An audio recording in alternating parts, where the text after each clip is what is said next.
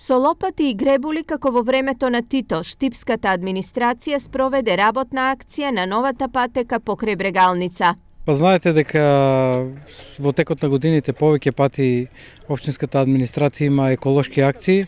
Харти, отпадоци, се што има, ги расчистуваме.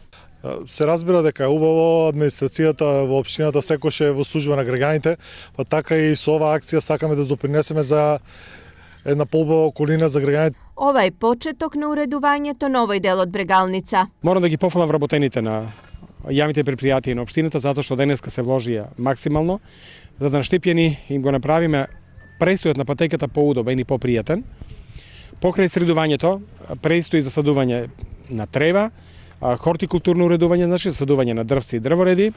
Ќе ставиме клупи, нормално старите треба да одморат малку кога шетат по патеката, ќе ставиме корпи за отпадоци. Потоа следува продолжување на патеката која треба да добие статус на меѓуопштински проект. Идејата е да наскоро ја поврзаме практично оваа патека со Старкар Орман и со општина Карбенци сериозно размислуваме од Старкар Орман до Таринци да направиме значи уште еден ваков дел.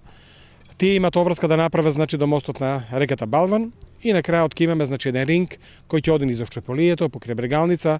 Ќе има место и за велосипедистите, ќе има место и за пензионерите, за децата, за спортистите, за пешаците. Мислам дека направивме нешто што ќе остане на идните генерации и сите ќе уживаат во тоа. Проектот за патеката покрај Брегалница важи за еден од најинвентивните проекти во градот кој за малку пари го создаде најголемото градско шеталиште.